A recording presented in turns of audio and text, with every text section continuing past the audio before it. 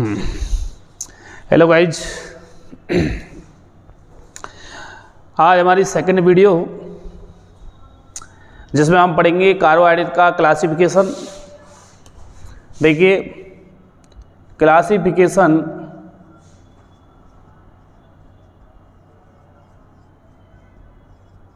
Of carbohydrate, classification of carbohydrate कहने का मतलब कार्बोहाइड्रेट का वर्गीकरण। इसमें कार्बोहाइड्रेट जो है ये मुख्यतः 3 प्रकार की है।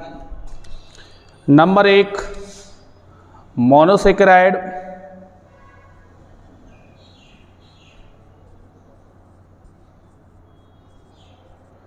नंबर 2 डाइसेकेराइड,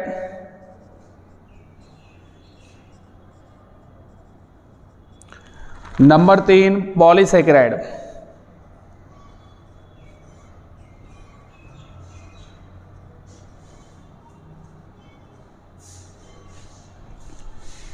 देखिए, मोनोसेकेराइड का मतलब है कि ये जो हैं ये कार्बन और हाइड्रोजन और ऑक्सीजन से मिलकर बनी हुई हैं। इसमें कार्बन के 2 परमाणु हो सकते हैं, 3 परमाणु हो सकते हैं, 4 परमाणु हो सकते हैं, 5 परमाणु भी हो सकते हैं, 6 परमाणु भी हो सकते हैं। उसके अनुसार कार्बन को, इनको जो है, इन मोनोसेकेराइड को अपन क्या बोलते हैं, टेट्रोज भी बोलते हैं, पेंटोज भी बोलते हैं, हेक्सोज भी बोलते हैं। और फिर इनका आगे वर्गीकरण किया जाता है। अब देखिए, इसमें हम बात करें तो सबसे पहले ग्लूकोज, फ्रक्टोज, गैलेक्टोज,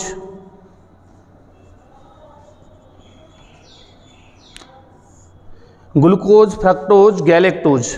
अब देखिए, यहाँ पर सबसे पहले हम बात करेंगे ग्लूकोज की। तो ग्लूकोज का सामान्य सूत्र, ग्लूकोज का सामान्य सूत्र या रासायनिक सूत्र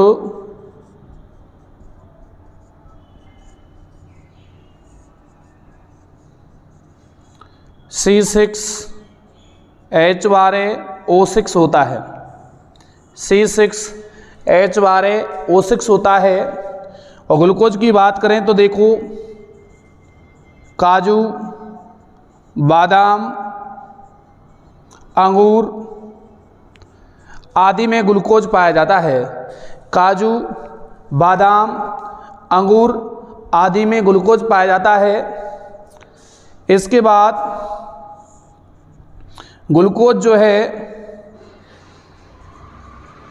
ये आपको पता है कि मोनोसेकेराइड शर्करा है। मोनोसेकेराइड शर्करा है और मोनोसेकेराइड शर्करा के साथ ही ग्लूकोज जो है यह एक हेक्सोज शर्करा है। कहने का मतलब हेक्टोज शर्करा है, क्योंकि ग्लूकोज के अंदर कार्बन के जो परमाणु हैं वो 6 हैं। कार्बन के परमाणु 6 हैं और केमिस्ट्री के अंदर 6 को हेक्ट बोला जाता है और हेक्ट से बनता है हेक्सोज। तो हेक्सोज शर्करा है ये। अगर बात करें हम ग्लूकोज जो है, अगर हम करें कि ग्लूकोज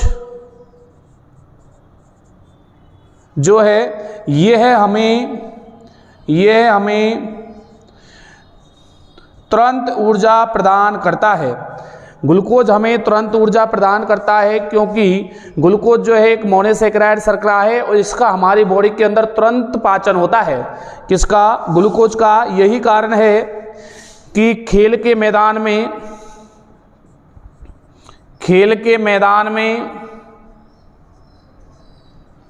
जब खिलाड़ी थक जाते हैं तो उन्हें ग्लूकोज पिलाया जाता है। खेल के मैदान में जब खिलाड़ी थक जाते हैं तो उनको ग्लूकोज पिलाया जाता है, क्योंकि ग्लूकोज से तुरंत ऊर्जा मिलती है और तुरंत ऊर्जा मिलने के बाद फिर उसके बाद खिलाड़ी दोबारा से मैदान में जाते हैं ताकि उनको ऊर्जा मिल जाए और उसके बाद फिर अपना खेल खेलते हैं। इसके बाद देखिए ग्लूकोज जो है, ग्लूकोज का निर्माण पादपों में होता है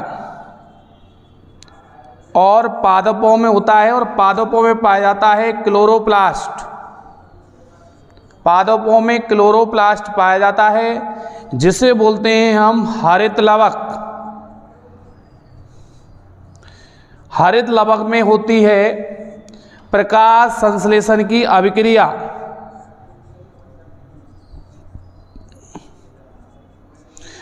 हरित लवक में प्रकाश संश्लेषण की अभिक्रिया होती है जिसे हम फोटोसिंथेसिस भी बोलते हैं, जिसे हम फोटोसिंथेसिस बोलते हैं।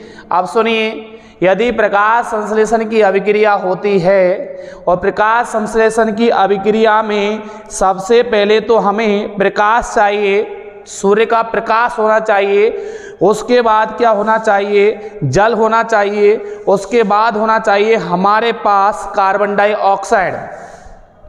तो जल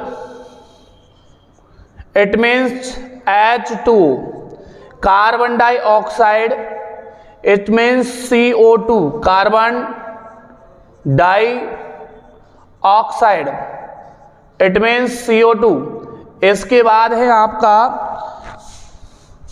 जल, कार्बन डाइऑक्साइड, इसके बाद है आपका सूर्य प्रकाश।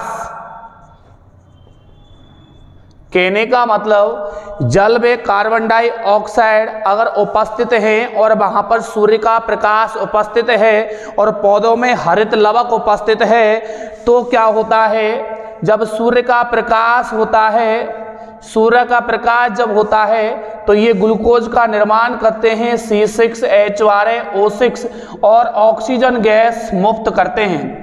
तो फोटोसिंथेसिस अभिक्रिया में क्वेश्चन पूछा जाता है कि फोटोसिंथेसिस अभिक्रिया में कौन सी गैस प्रयोग में ली जाती है, तो वो है कार्बन डाइऑक्साइड।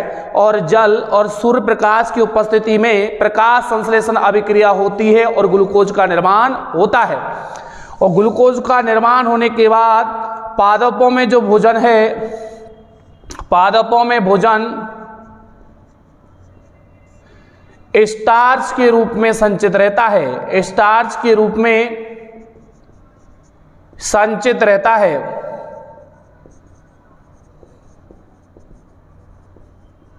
जो कि एक पॉलीसेकेराइड शर्करा है।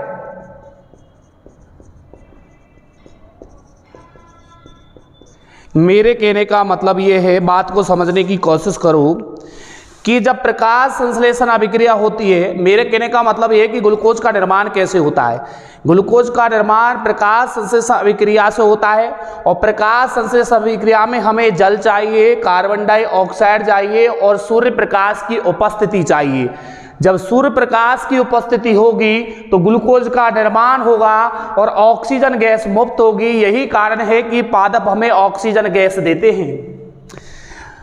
पादपों में अगर ग्लूकोज का निर्माण अधिक हो जाता है तो पादपों में इस ग्लूकोज को स्टार्च के रूप में संचित कर दिया जाता है। किसके रूप में संचित कर दिया जाता है? स्टार्च के रूप में संचित कर दिया जाता है। जैसे ह्यूमन बॉडी के अंदर, कहने का मतलब अगर ह्यूमन बॉडी के अंदर ग्लूकोज की मात्रा अधिक हो जाती है, कार्बोहाइड्रेट की मात्रा अधिक हो जाती है, तो इसके लीवर में, मतलब मानव का जो लीवर होता है, मानव के लीवर में ग्लूकोज को ग्लाइकोजन के रूप में संचित कर दिया जाता है।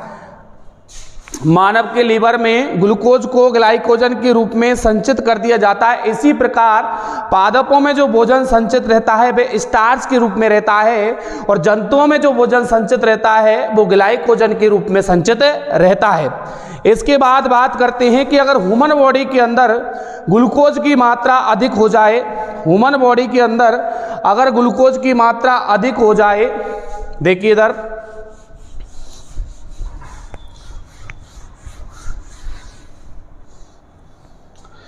ह्यूमन बॉडी के अंदर ग्लूकोज की मात्रा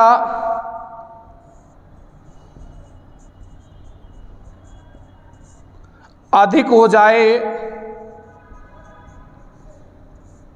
ह्यूमन बॉडी के अंदर ग्लूकोज की मात्रा अधिक हो जाए तो डायबिटीज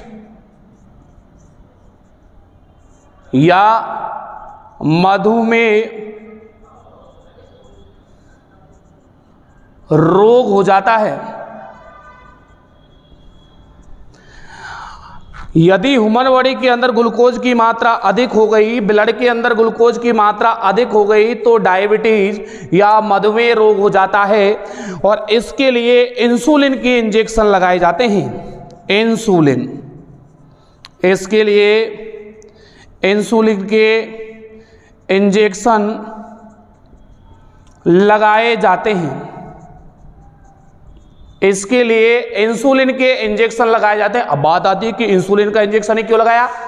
इंसुलिन का इंजेक्शन इसलिए लगाया कि हमारा जो अग्नाशय होता है, नेचुरल रूप से जो हमारी बॉडी के अंदर अग्नाशय बना है, प्रकृति ने हमारी बॉडी के अंदर जो अग्नाशय बनाया है, अग्नाशय के अंदर 3 प्रकार की कोशिकाएं होती हैं। एक होती है अल्फा कोशिकाएं, एक होती है बीटा कोशिकाएं और एक होती है गामा कोशिकाएं। अल्फा कोशिकाओं से आपका जो निकलता है वो सोमैटोस्टेटिन निकलता है और बीटा कोशिकाओं से आपका इंसुलिन निकलता है। अब बीटा कोशिकाओं से इंसुलिन निकलता है तो ये इंसुलिन जो करता है ये ग्लूकोज को ग्लाइकोजन में बदलता है। इंसुलिन जो होता है ये ग्लूकोज को ग्लाइकोजन में बदलता है जो कि बीटा कोशिकाओं से निकलता है। कहने का मतलब अगर ह्यूमन बॉडी के रक्त के अंदर ग्लूकोज की मात्रा अधिक हो गई तो डायबिटीज या मधुमेह रोग हो जाता है, जिसके इलाज के लिए इंसुलिन के इंजेक्शन लगाए जाते हैं। और इंसुलिन का कार्य क्या होता है कि ग्लूकोज को ग्लाइकोजन में बदलना। अब जब ग्लूकोज की मात्रा अधिक हो जाएगी और वो मानव शरीर के द्वारा नियंत्रित नहीं हो रही है, डायबिटीज रोग हो गया है, तो कृत्रिम रूप से तैयार किए गए इंसुलिन के इंजेक्शन लगाए जाते हैं जिससे ग्लूकोज को ग्लाइकोजन में बदलकर और उसे लीवर के अंदर संचित कर दिया जाता है। जिस प्रकार से पादपों में ग्लूकोज को स्टार्च में बदलकर लीवर के अंदर संचित कर दिया, वो पौधों के अंदर संचित कर दिया जाता है। आप सुनिए, ग्लूकोज जो है इसका पाचन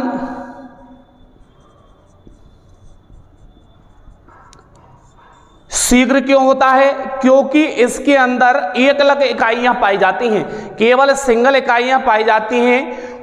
इसके कारण इसका बहुत जल्द पाचन होता है ग्लूकोज का। अब इसके बाद बात करते हैं हम फ्रुक्टोज की। देखिए,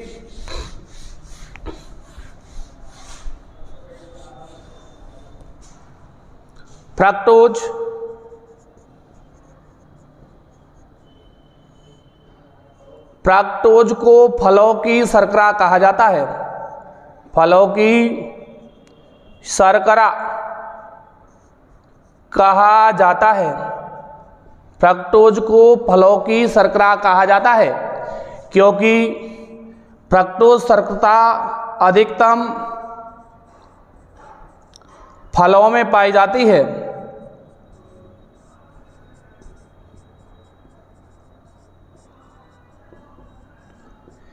कृत्रिम रूप से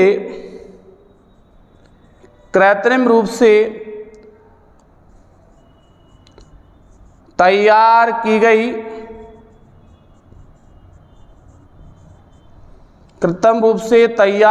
गई सबसे मीठी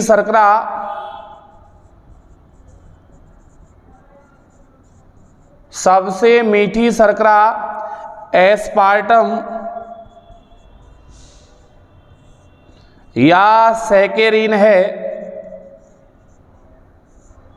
कृत्रिम रूप से तैयार की गई शर्करा एस्पार्टम या सैकेरिन है। कृत्रिम रूप से तैयार की गई शर्करा एस्पार्टम या सैकेरिन है जो कि चीनी से अर्थात सुक्रोज से,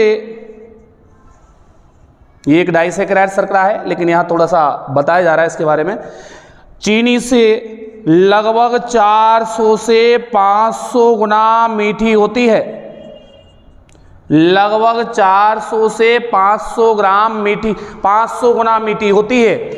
टॉफ़ी जो बनाई जाती है बच्चों की, जो क्वालिटी की टॉफ़ी नहीं होती है, उनमें सैकरीन प्रयोग में की जाती है, क्योंकि आपको पता है कि बचपन में 1 रुपये की 16 मिठाई की गोलियां मिलती थी, और 1 रुपये में 16 मिठाई की गोलियों के मिलने के साथ साथ उसके अंदर चीनी तो मिला नहीं सकते क्योंकि कॉस्टली पड़ेगा, इसलिए उसमें सैकरीन मिलाते थे, क्योंकि जहां पर चीनी के 500 ग्राम काम करेंगे वहां पर सैकरीन का 1 किलोग्राम काम करेगा।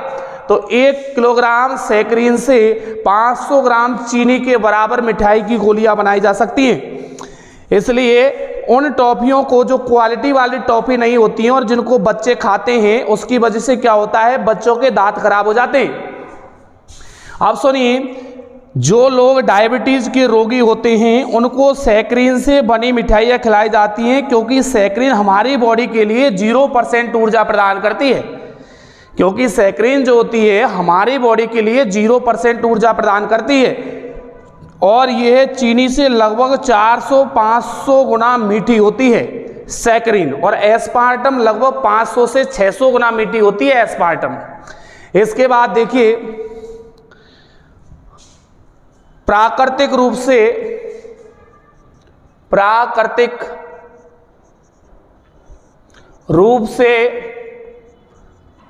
पाई जाने वाली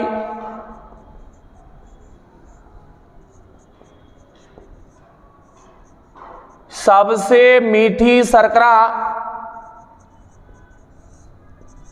प्राकृतिक रूप से पाई जाने वाली सबसे मीठी शर्करा फ्रक्टोज शर्करा है। फ्रक्टोज शर्करा है, और फ्रक्टोज शर्करा को फलों की शर्करा कहते हैं, इसे शहद की शर्करा भी कहते हैं, इसे मधुमक्खी की शर्करा भी कहते हैं, इसे फूलों की शर्करा भी कहते हैं। फ्रक्टोज जो शर्करा है इसको मधुमक्खी की शर्करा कहते हैं, इसको फलों की शर्करा कहते हैं, इसे फूलों की शर्करा भी कहते हैं।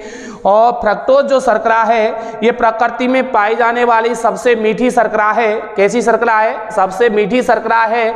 और कृत्रिम रूप से तैयार की गई सबसे मीठी जो शर्कराएं हैं वे कौन सी हैं? सैकरीन है और एस्पार्टम है। यदि ऑप्शन में एस्पार्टम है तो एस्पार्टम सही होगा, और यदि ऑप्शन में सैकरीन है तो सैकरीन सही होगा, और यदि दोनों है तो उन दोनों में एस्पार्टम सही होगा।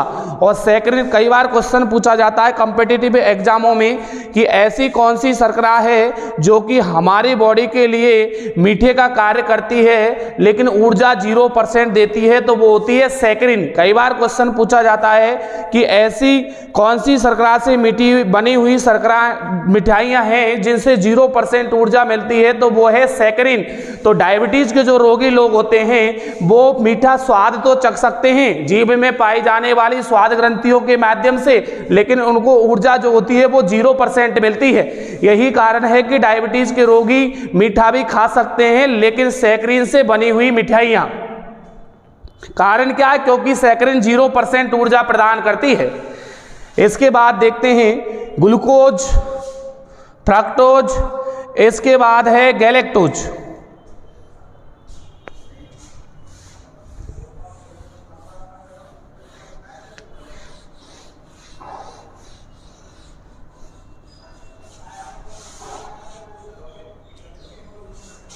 देखिए, इसके बाद जो है वो है गैलेक्टोज।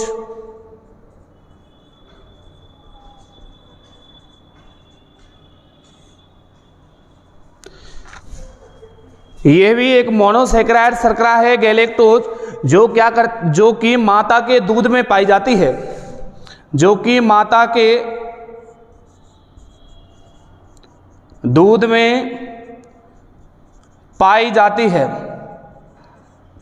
अब सुनिए, आपने देखा होगा कि बच्चों को, कहने का मतलब जो शिशु होते हैं उनको माता का ही दूध पिलाया जाता है।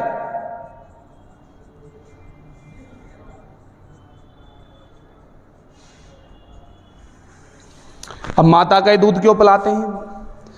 जो बच्चे होते हैं, शिशु होते हैं, उनको माता का दूध इसलिए पिलाते हैं क्योंकि इसके अंदर मोनोसैकेराइड शर्करा पाई जाती है। अगर मान के चलो डाइसैकेराइड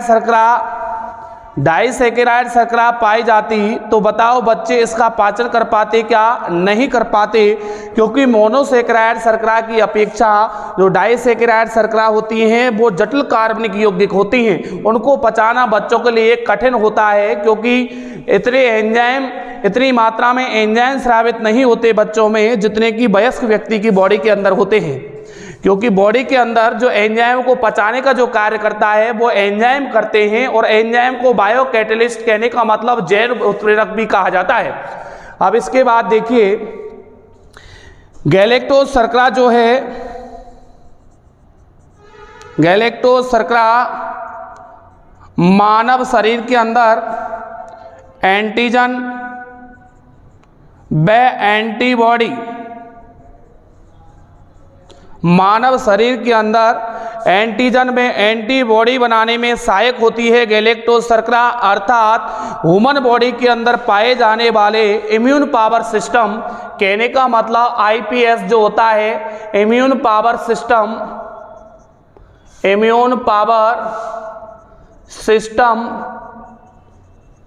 को गैलेक्टोज शर्करा मजबूत बनाती है।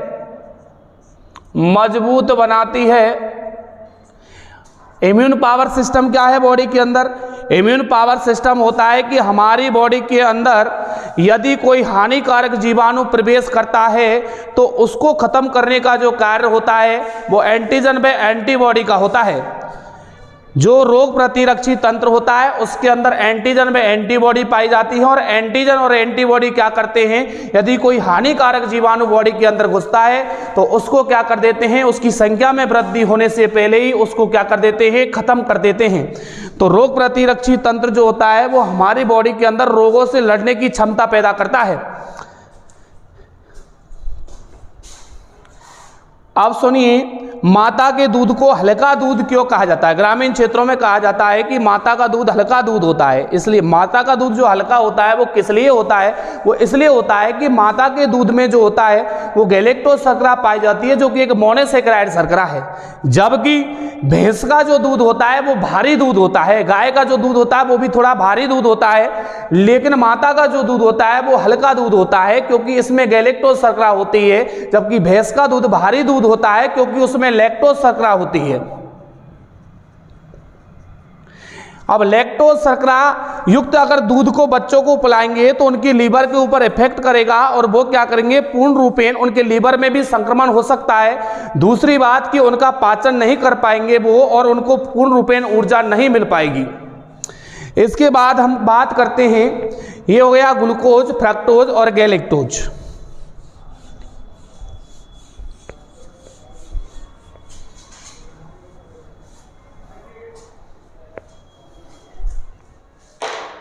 कितनी देर की गई?